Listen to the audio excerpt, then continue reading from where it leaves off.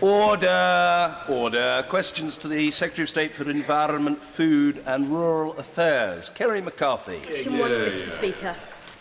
Mr. Eustice. Mr. Speaker, we've made it very clear that we do not support the routine preventative use of antibiotics or the use of antibiotics to compensate for poor animal husbandry. This is reflected in the revised responsible use of animal medicines on the farm guidelines published by the VMD in December last year. We continue to work with a number of industry bodies to encourage the development of prescribing guidelines to challenge and optimise prescribing practices and behaviour. Kerry McCarthy. Today we hear that MRSA of a livestock origin is not only likely to be well established within the UK pig herd, but has also for the first time been found in British retail pork from which it could be passed on to humans. In the light of this new and extremely troubling evidence, will the Department now finally set clear targets for phasing out routine preventative use of antibiotics in farm animals where no disease has been diagnosed? Or is he happy to take the risk of a post-antibiotic future? Well, I think it's important to recognise that the livestock-associated MRSA is a different strain to that that affects our hospitals, and it doesn't cross to the human population. But I would make this point, that we've always had slightly lower levels of antibiotic usage in this country than some of the other countries, such as Denmark and Netherlands, who've had more serious problems. They have to be prescribed. These should be clinical decisions. But I think with the guidelines we've issued, we've managed to suppress the use of antibiotics and ensure they're used sparingly. Bridgen. Thank you, Mr. Speaker. Does the Minister agree with me that microbial antibiotic resistance is by no means exclusively a concern for veterinary medicine? And will he join me in welcoming the publication back in 2013 of a government strategy to deal with this across government departments? Yes, he's absolutely right. This is something that also affects the Department for Health, and the Chief Medical Officer is leading our work in this area. We have, as he says, published an antimicrobial strategy setting out our approach for the next 5 years. And it is also true that while use of antibiotics in farming has been relatively static over the last decade or so, we have seen an increase in the use of antibiotics in medicine, and I think that is one of the greatest concerns and the one that's causing most concern. McDonald's are phasing out the beef products that contain antibiotics, and then they have, I understand, indicated that beef products that have the use of inassured drugs, that's a new one, would be acceptable as they neither harm animals or humans. What discussions has the Minister had with the catering industry in relation to this? I've not had any specific discussions on that particular point that he makes, but as I said, we've got a position where all antibiotics have to be prescribed. It's important to differentiate between the routine use and preventative use. Sometimes it is right to use these preventatively if you have a particular problem in a herd or a flock. But as I said, these have to be prescribed by vets, and they should only do so sparingly. Alison Thewliss. Number 2, Mr. Speaker. Rory Stewart. Thank you, Mr. Speaker. As the honourable member is aware, air quality in Scotland is a devolved issue, so I therefore have not had direct conversations with Glasgow City Council, although I saw the Scottish Environment Minister on Monday. Officials were in regular contact with officials in the Scottish Government about revision of UK nitrogen oxide air quality plans, including those for the Glasgow urban area. Alison Thewliss. Thank the Minister for that response. Given the Climate Earth Commission, European Commission ruling recently, would the Minister consider it wise that, with ongoing issues in Hope Street in Glasgow, that Glasgow City Council expedite issues in their air quality action plan? Again, to reconfirm, this is very much a devolved issue, and it's something where officials from Glasgow City Council can work closely with our officials within the department in order to resolve those specific issues. But I don't wish to stand at this box and dictate to Glasgow. Glasgow, or at its widest interpretation, Scotland, but not Meriden and not elsewhere. Scotland. Just Scotland. We're grateful. Thank you, Mr. Speaker. Scotland, in common with 27 other member states of the European Union, are non-compliant with these EU regulations. Would the Minister agree that low emission zones are a way to help improve air quality in cities such as Glasgow, and that the Mayor of London, in proposing a low emission zone for London, has offered a good way in which to improve air quality? Glasgow. I'd like to pay tribute to the Mayor of London for the work that he has done on air quality during the time that he's... I'm unable, however, to connect directly the work of the Mayor of London to the question about Glasgow. And certainly not Poplar and Canning Town or Denton and Reddish, but Glasgow. Mr Fitzpatrick. Mr Speaker, I'm glad you're recognised by Glasgow credentials. Because sometimes my classic Cockney accent confuses people. Can I welcome the Minister to his place? And can I ask him in any such discussions with Glasgow that he takes into account river traffic? The Thames is busier than the Clyde, but on the Clyde, vessels do contribute to emissions. Can he make sure he remembers that particular addition? Thank you very much. That is indeed the case. Amongst the different sources of nitrogen dioxide emissions, river traffic is a substantial emitter, and that would indeed be taken into account by Glasgow City Council and officials from this department. Mr Barry Gardner. Thank you, Mr Speaker, and I also welcome the Minister to his place. Last year, the government wrote a letter to all local authorities trying to blame them for the 29,000 deaths air pollution is causing every year in the UK, and saying that any fines imposed by the EU for failure to comply with the Air Quality Directive would have to be paid by them. Now that the Supreme Court of the UK has ruled that it is the government that is solely responsible for compliance and any fines arising, will the Secretary of State write again to all local authorities accepting her own responsibility and overturn her previous threatening letter?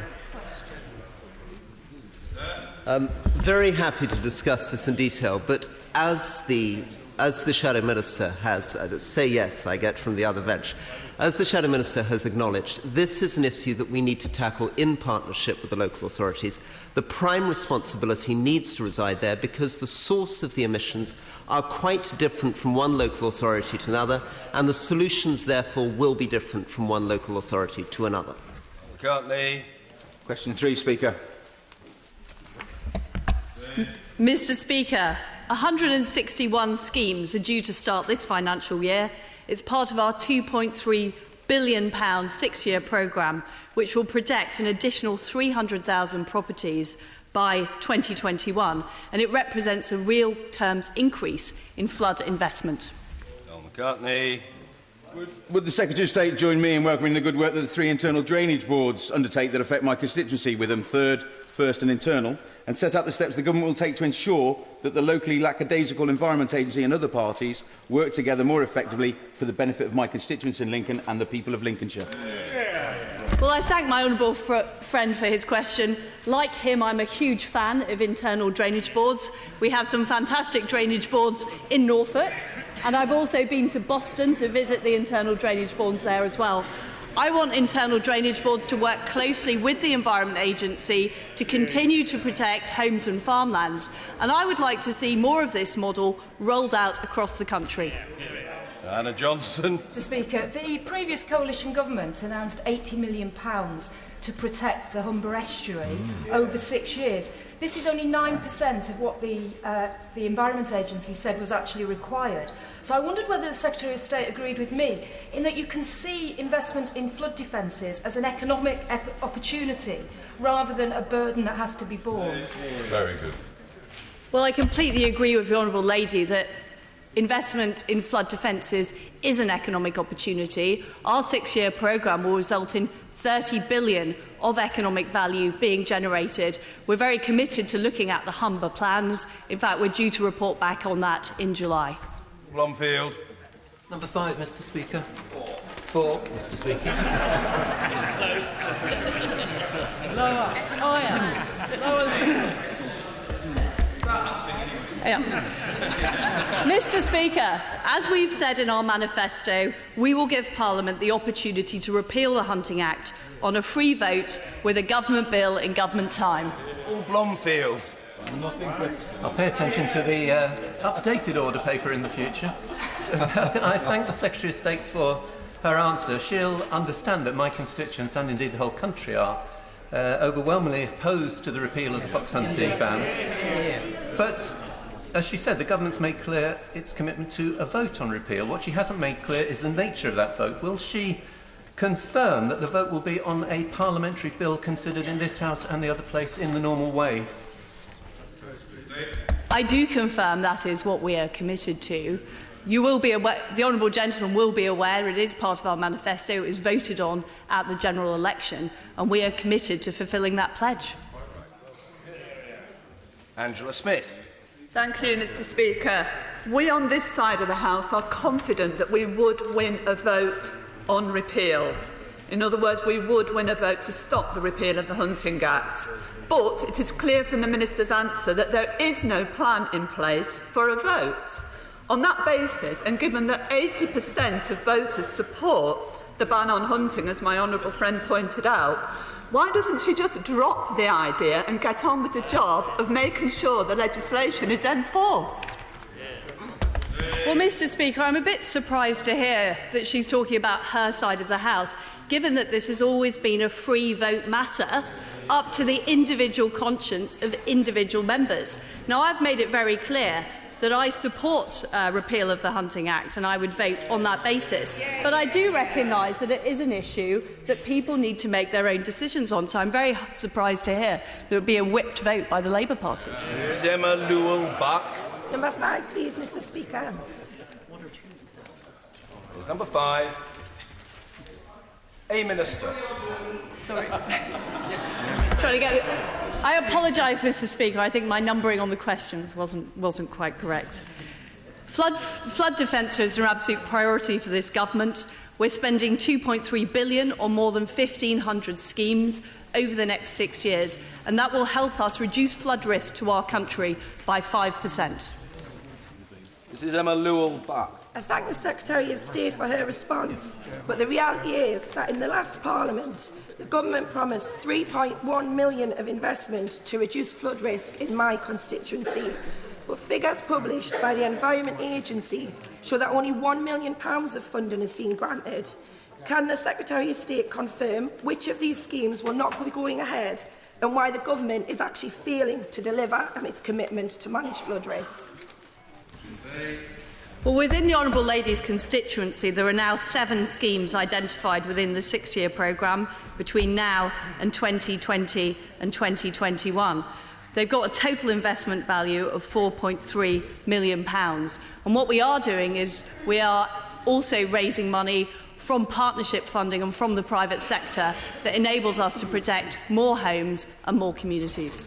Mr Richard Benyon. Thank you, Mr Speaker. The community of Thatcham in 2007 suffered over 1,100 homes being flooded by surface water flooding. Since then, a huge community effort working with the Environment Agency, unlocking lots of local funding as part of the partnership funding scheme, has seen a lot of measures reintroduced, the last piece of which needs the preliminary design funding for this year. Will my right honourable friend and the new Minister, who I welcome to his place, in the best job in government, to look closely at this case, because then Thatcham will be protected for the future? Well, I'm sure that we will look very closely at the case he has made on that specific issue. We are enabling local communities to bundle up projects so we can have more small-scale projects, and we've also put through our plans on sustainable urban drainage to better protect housing from flooding. Julian Sturdy. Number 6, Mr Speaker. Thank you, Mr Speaker. And with permission, I'd like to take this question with questions 7 and 8 as well. British food and farming is worth over £100 billion a year to our economy, employs 1 in 8 workers in Great Britain. And that is why the government's committed to working with industry to develop a long-term plan to buy more, sell more and grow more British food. The plan will set out how British food and farming can become a world leader, innovative, competitive, profitable and resilient, and we will be working on this in the months ahead. Sturdy. Thank you, Mr Speaker. I draw members to my declaration of interest. Population growth predictions estimate that we need to produce 60% more food by 2050, but at the same time British crop yields have plateaued over recent years and the agrochemical toolbox available to farmers has been reducing. So can I ask the Minister to look seriously at offering more support for research and innovation that is focused on increasing yields and production challenges that farmers are facing today? Well, the honourable gentleman makes an important point. Having had large growth in yields immediately after the war, they have plateaued in recent decades. To answer his question, DEFRA is spending around £1.75 million a year on research into crops, and our research councils through the BBSRC have a number of programmes in this area. In particular, Rothamsted have a major programme called Wheat 2020, which aims to get yields of wheat to 20 tonnes per hectare in the next 20 years. This week, a dairy farm in my constituency closed its gates for the last time. This follows a 55% reduction in the number of dairy farms in the UK since 1998. What can the Minister say to support British dairy farming in the UK? Well, the honourable gentleman highlights a real problem with dairy at the moment. We have had a very difficult year. It follows actually a very good year last year. I would simply point out to him that the long-term prospects for the industry are good. Demand is growing by around 2% a year, and what we're doing as the government is making it easier for farmers to average their tax, working with the NFU to develop futures markets to help farmers manage volatility, and of course making available investments through the Rural Development Programme to help farmers improve their competitiveness. Thank you, Mr. Speaker. The number of young people entering the UK food and farming sector is encouraging. What assurances can he give that young people can access the skills they need to ensure the sector has a secure future in areas such as West Cornwall and your constituency, sir? Well, as the honourable gentleman knows, we have Duchy College in my constituency, and many of his constituents would attend that. But he makes a very important point. We want to treble the number of apprenticeships in food and farming. We want to encourage more young people to choose farming as a career. We're working with organisations such as Bright Crop to get ambassadors going into schools to help teenagers choose the right subject so they can take careers in farming. This is an area that's going to be a major part of our food and farming strategy. Nicholas Brown. Department have a contingency plan to support British agriculture and to protect the British food industry's market access in the event of our country leaving the European Union and the Common Agricultural Policy? And if he does, will he publish the plan? No, the honourable gentleman will know that this government wants to renegotiate our relationship with the European Union, and then we intend to campaign to stay in. But I would say this, the Common Agricultural Policy as it is at the moment is not perfect, and during the course of this Parliament there will be a mid-term review that we're pushing for, but also we'll be putting forward arguments for longer-term reform of the CAP so that it serves farmers and consumers more effectively. Okay, Green. In my constituency, a mere 10 miles from Manchester city centre, are still seeing the productivity and competitiveness of their business inhibited by the lack of superfast broadband. Can the Minister say what discussions he is having with ministerial colleagues in DCMS to expedite the rollout of superfast broadband in rural areas? Very good. Well, the Secretary of State had a meeting just yesterday on this very issue. You'll be aware that BD UK have made available around £750 million to roll out superfast broadband in our most rural areas, and has also made available funds to pilot new technologies in the hardest to reach. This is an important issue. It's one that we recognise, and one where the government is focusing much of its energies. The Government has withheld from Scotland the vast majority of a €230 million Pillar 1 allocation of EU uplift money. Now, the UK only qualified for this money because of Scotland's low payments. Will the Minister explain why, against the clearly expressed will of the Scottish Government and all political parties in the Scottish Parliament, her Government intends to deprive Scottish farming communities of most of this money? Well, the allocations that we've made are based on land types that we have, and historically Scotland has tended to have less per hectare because the land was less intensively farmed, but more per farm. Scotland actually receives more per farm holding than any other part of the UK. However, we've made clear that we will have a mid-term review on this, and part of that mid-term review will look at comparisons of land types in every part of the UK. Rachel Maskell. Number 9, Mr. Speaker. Mr. Speaker, our £2.3 billion capital investment programme will better protect 300,000 homes through a range of flood risk management measures. York itself will benefit from this programme to the tune of £5 million. We already have a climate change adaptation plan called the National Adaptation Programme, and this is currently being assessed by the Adaptation Subcommittee. We expect to learn from their report. In my constituency of York Central, 2,053 homes experience medium to very high level of risk due to flooding, as does our city centre. Where is the government up to with implementing a flood reinsurance scheme to give my constituents some assurances? As I mentioned, £5 million has been committed specifically to flood defences in York. The flood scheme is currently on track. It's an extremely impressive but complex scheme which will provide insurance to the most vulnerable and at-risk people within your constituency. Not mine. Alex Cunningham. Number 10, Mr. Speaker.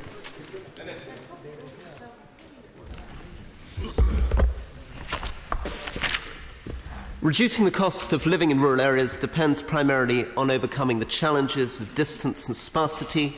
That means boosting productivity, investing in a strong economy and infrastructure, such as road, rails and high-speed broadband. Rural fuel rebate means that some of the most rural areas now benefit from a 5p per litre fuel discount. Alex Cunningham. So, Mr. Speaker, people in villages like Stillington, Carlton, Thorpefields and Redmarsh, my constituency, have seen their buses reduced to the odd one here and there, or they've gone altogether as private companies have pulled out because local authorities no longer have the money to subsidise them. I'm sure the Minister agrees that affordable transport links are absolutely essential for rural areas. So what can I tell my constituents the government's going to do to connect them to the rest of the area? Absolutely agree with the honourable member that connections of any sort, whether digital or bus connections, are vital for rural areas which are isolated. There are councils who have found solutions to this, and there is a community bus fund championed by the Department of Transport, and I look forward to talking, if the honourable member is interested, in detail about the problems within his own constituency. Mr. Neil Carmichael. Thank you very much, Mr. Speaker. The Minister has mentioned rural economy in the context of broadband, and I quite agree that we need to boost broadband. But does he agree with me that we really need to send a signal to BT to actually enhance their efforts to make sure that we are properly connected in rural areas? The honourable member makes a powerful point. Working with BT involves the work of every individual constituency MP to ensure that we get the information on which areas will be connected and make sure that we hold British Telecom to account for the over £700 million worth of public money which the government is investing in a highly impressive programme in rural broadband rollout. Barry Sherman. Mr. Speaker, is the Minister, like me, a compulsive listener to Farming Today? And is he aware that Farming Today, many experts are saying the long-term effect on the cost of living in rural communities will be affected by climate change and how it impacts on the crops we can grow successfully in the rural economy? Is he worried about that? Is he talking about it? Or has this government given up on climate change worries at all? Climate change is baked into every aspect of this department's work. The honourable member will be aware that the risk assessment conducted in 2012 on climate change adaptation focused specifically on the issue of flood risk, but the honourable member is correct that there are other issues that we need to look at and look at relentlessly, which is why we look forward to providing a full response to the assessment provided by the Climate Change Adaptation Subcommittee. There can be no question about it. It does cost more to live in rural areas than it would do in urban areas. And so I very much welcome things such as the reduction in the fuel duty and the cap on petrol and cap on the equalising of the council tax. All these things are extremely helpful. But transport must be central to it. 25% of people in my constituency do not have cars. Will the Minister take steps to look into community bus services, such as Brady's Taxis, which I launched last week in my own constituency, who at the end of a telephone will go and pick people up from their rural locations? The honourable member is a great champion for the issues of rural areas. Specifically on the question of community transport, the Department of Transport launched a very interesting scheme towards the end of last Parliament, specifically to provide support for community transport schemes. If the honourable member wishes to discuss in more detail, I'd like to encourage that particular council to apply to the Department of Transport for that fund. Windy Morton. Number 11, Mr. Speaker. Mr. Speaker, we launched the Bonfield Plan in July last year to help the public sector buy more local seasonal food. It means that £400 million worth of business is available to our farmers and food producers. We're making good progress on that, and only this week I discussed with the Justice Secretary how it could be implemented in his department. Thank you, Mr. Speaker. The Secretary of State mentioned the efforts she's making in central government, but what progress does she think is being made at a local level to support our first-class farmers and food producers, not least those in the West Midlands?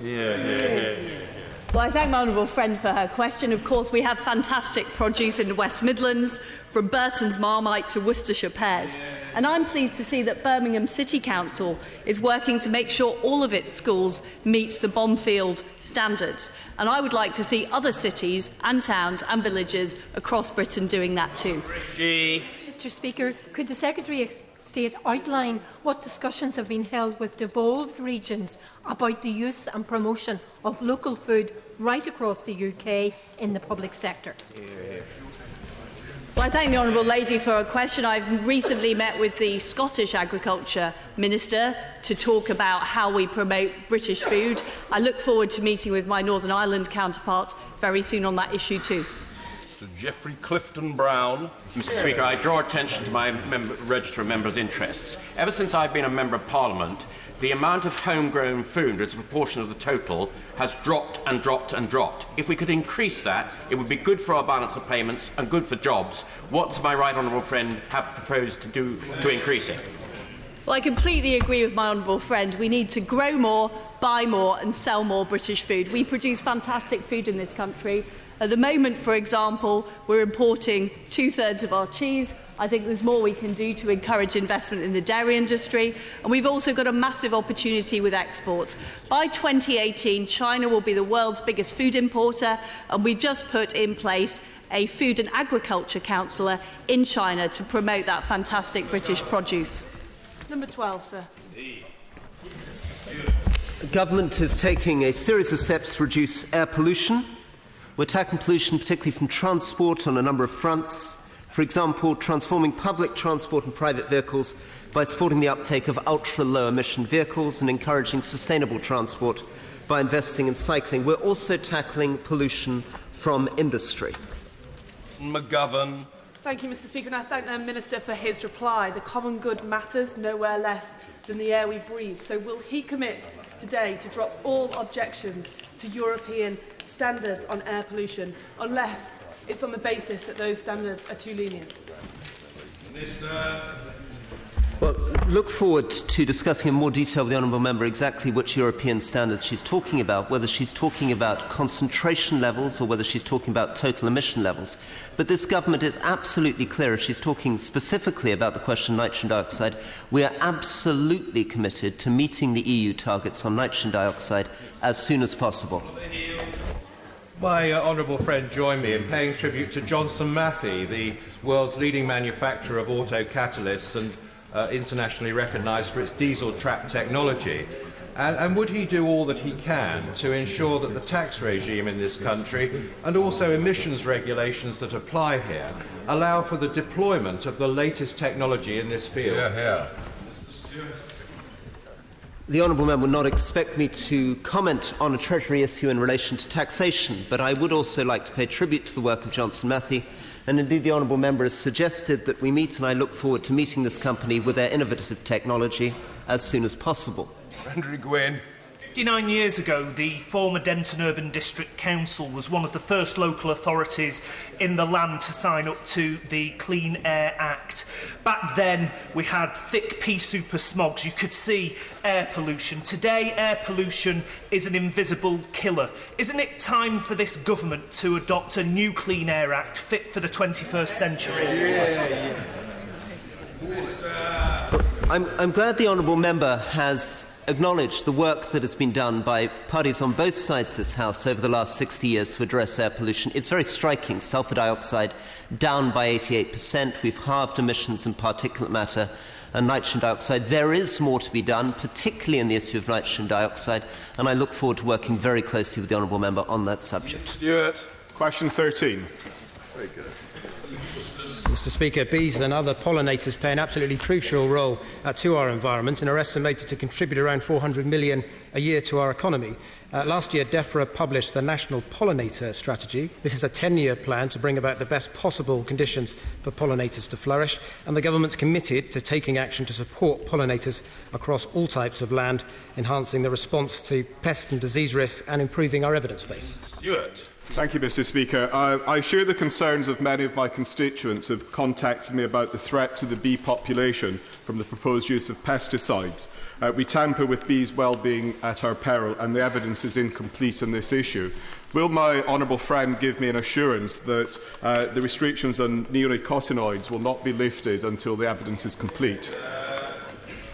Well, what I can tell him, those restrictions that were put in place have been implemented in full by the UK.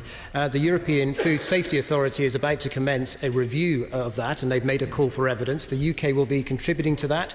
We've commissioned work from the Centre for Ecology and Hydrology, and this will be taken into account when they complete their review. Mr. Speaker, I recommend to the Minister Hoxton Manor honey, and made from the many urban beekeepers that now are based in my constituency, which has mushroomed in the last decade. My first casework, Mr. Speaker, was from a beekeeper. But would he not agree that there's a need to encourage more urban beekeeping to ensure that we have a good ecosystem working in the inner cities as well? I absolutely agree with the Honourable Lady, and in fact the National Pollinator Strategy talks about the importance of providing better habitats for bees in urban areas. I can tell the House that DEFRA even has a beehive on the roof of our building. Oh, what a delicious choice. Rebecca Powell. Thank you, Mr. Speaker. Minister, on the subject of bees, I welcome your bee pollinator strategy, but I was contacted by a whole lot of people yesterday, really effectively lobbying. But can you assure us that you will look at all the evidence to make sure that the wonderful bees are protected, but also that our farmers can farm economically and produce healthy food? Minister Eustice. Yes, I can tell the Honourable Lady many of her constituents have contacted me as well. I know there's a lot of concern about this issue, and I can confirm that there is a gap here. We do need more field trials. The UK has commissioned some of that work, as have other member states such as Sweden. Mr. Speaker, I probably should declare an interest as an urban hobby beekeeper myself. Indeed. How much is the honey? I'm going to lose all my honey now. Mr. Speaker, I'm going to ignore the heckling from my own side, it's usually from the opposition. But can the Minister, as part of the strategy, something has come to my attention which I'm particularly concerned about, that farmers who are using polytunnels are buying in hives to pollinate the tunnel, but then as part of the contract have to destroy the hive with its live bees in it. Can the Minister, as part of his review, I'd be very grateful if he could confirm or deny this, and if he's not sure, if he can look into it. I'm not aware of that particular problem. We have tightened the regulations on imported bumblebees that are used in glass houses, so that basically the native breed, Audax, is the main one used. But if there's a specific issue on honeybees, I'm happy to get some correspondence from him and deal with it. Order. Topical questions. Glyn Davis. Topical 1, Mr. Speaker. Mr. Speaker, DEFRA's priorities are a cleaner, healthier environment, a world-leading food and farm industry, a thriving rural economy, a nation well defended against natural threats and hazards.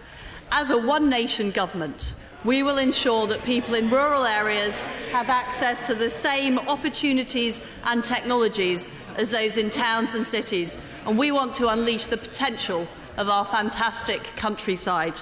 I think that'll do. Glyn Davis. Thank you, Mr. Speaker. All sectors of the livestock industry, which are hugely important in Montgomeryshire, are struggling with low prices at the moment, including milk producers. Well, the Minister said earlier that he saw a positive long-term outlook, but many won't survive to the long term. What steps is the government taking to help ensure that all livestock farmers can compete on an international playing field on equal terms?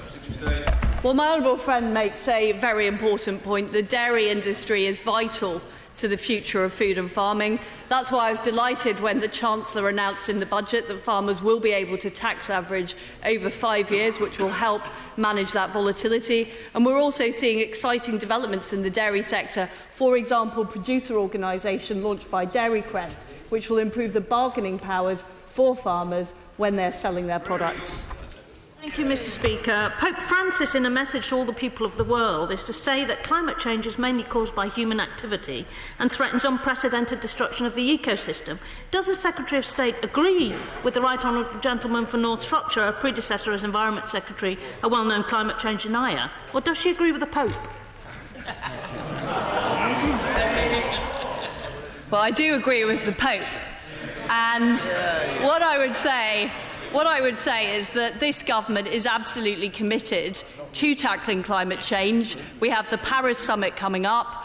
We have taken the lead in terms of getting a deal on limiting temperature rises to 2 degrees. It's an important priority. Our department is clearly responsible for adaptation to climate change. We look at that in everything we do, whether it's agriculture, whether it's flood defences, or whether it's protecting nature. Speaker, and I'm glad to hear it. She's accepted the second largest percentage cut in any department, an £83 million decrease in this year's budgets demanded by the Chancellor. Can she assure the House that she won't repeat the mistakes of her predecessor in 2010, who's in her place, who cut £100 million a year from flood protection budgets, only for the department to have to put some of it back after the winter floods caused devastation in 2013? Well, over the last Parliament, we succeeded as a department in reducing our budget at the same time as protecting frontline flood defences. We actually saw a real terms increase in flood defence spending over the previous government. And at the same time, we also protected our animal disease response capability so that we had the same number of vets working in our department in 2010 as we did in 2015, and will continue with. Order. These exchanges are too long. Ministers and shadow ministers are going to have to get used to the fact that I want to hear backbenchers. That's the way it's going to be. Maria Caulfield. Thank you, Mr. Speaker. Bovine TB is an incredibly serious disease with over 26,000 cattle slaughtered last year alone. My constituency in Lewis falls in a high-risk area. Can the Minister confirm what steps are being taken to roll out pilot vaccination programmes and other measures to help support farmers in the South East? Well, it is part of our 25-year strategy, both to roll out additional cull areas in the high-risk area and also to roll out vaccination in the edge area. Her constituency in East Sussex is part of the high-risk area and also has an edge, and we would be obviously happy to consider any applications that came forward. Can I ask the Minister, with a Greek exit from the Eurozone now a looming possibility this week, and given the inevitable downward pressure that will put on the exchange rate between sterling and the euro, has the Minister made any contingency plans for how he will deal with the disastrous impact that exchange rate change will have on the real value of farm support payments in the UK? Well, the honourable gentleman is absolutely right that we do face risks and difficult economic times. And what we're committed to doing is helping British producers sell their products. We saw exports rise to 19 billion. And when, for example, we had the issue with the Russian trade embargo last year, we were able to find new markets for products. So, for example, we found a new market for mackerel in Nigeria, and we will continue with that work. Williams. Thank you, Mr. Speaker. Wales is home to some of our country's finest foods and drinks: Welsh lamb, Brains beer and Penderyn whisky, to name a few. Yeah. What role does the Secretary of State think protected food names have to play in adding value and boosting Welsh exports? Well, he's absolutely right, and I enjoyed some of those fantastic products at the Royal Welsh Show last year. And indeed, there are great protected food names, like, for example, Welsh lamb.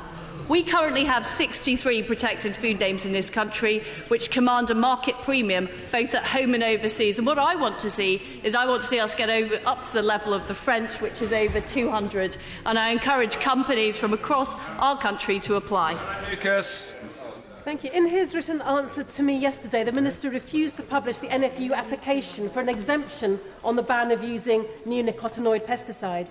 Does the Minister agree with me that on this vital subject, the public should know what's going on behind closed doors on this major threat to bees and pollinators? And if so, will he publish that information, even if he redacts the names of the farmers? Publish the information. The honourable lady knows that this information is commercially sensitive, but what I can say, there are 2 applications that are currently being considered by the HSE, and before any decision is taken, we would take the advice of the expert committee that we've got on pesticides.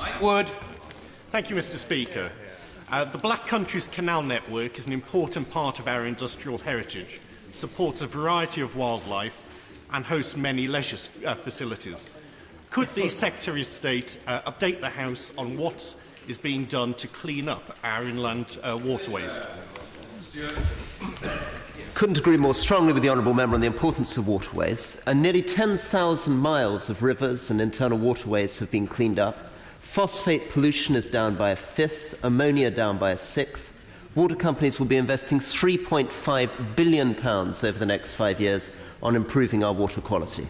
Melanie on. Up to 4,000 properties are at risk of flooding in my constituency, so the government's announcement of an extra £7.5 million for flood defences in Great Grimsby was welcomed. However, this figure includes a £5 million black hole of unallocated funding, and my constituents are worried that their homes may be flooded again this year. Will the Secretary of State meet with me so that we can get the funding shortfall sorted out and start protecting people from the risk of flooding? Well, I'm delighted the Honourable Lady is pleased about the investment in flood defences in her constituency. Over the last Parliament, we raised £140 million in additional funding, which was 10 times that of the previous government. We're already up to £250 million, over 40% of our target within 2 months of our 6-year programme, and we're going to help deliver that. Christopher Joe. Mr. Speaker, page 73 of the Conservative Party manifesto says, "We will press for further reform of the CAP." What specific reforms does my right honourable friend expect to be agreed prior to the referendum? Well, we're working on this all the time. We've just introduced one of the most complicated common agricultural policies in history. We're already in discussions with Commissioner Hogan about simplifying that, making it easier for farmers to apply that. But, of course, we've got the next round of CAP negotiations coming up, and we want a much simpler policy. Thanks, Mr. Speaker. Many of my constituents in rural areas desperately need faster broadband speeds to run their businesses and create jobs in an area where unemployment is 50% higher than the average. I note the Minister referred earlier to planned investment, but rather than have my constituents wait years under current plans, will the Minister meet the providers again and tell them to get a move on? As the honourable member will be aware, the progress on superfast broadband has been pretty remarkable. We've gone from 40% to 80%. We will be at 95% superfast broadband by 2017. If there are specific issues, again, related to the honourable member's constituency, very happy to sit down and discuss them in detail. Griffiths. Thank you, Mr. Speaker, and I draw the House to my register of members' interests. British beer is the best in the world. And our beer sales at home and abroad are booming. That's good for British brewers, it's good for British farmers, connecting grain to glass to the lips of beer lovers across the world. What can we do to encourage more beer exports? Well, I completely agree with my honourable friend. We're now exporting 1 billion pints of beer around the world, and I've had the opportunity to visit the Ilkley Brewery and taste their fantastic produce, as well as Fuller's in London. I haven't yet visited Burton yet. I'm still waiting for the invitation. Maybe it's in the post, so I can help promote them too. Stewart MacDonald. Mr. Speaker, when does the Secretary of State expect her department will become a living wage employer? I'm committed to making my department a living wage employer. Order. Demand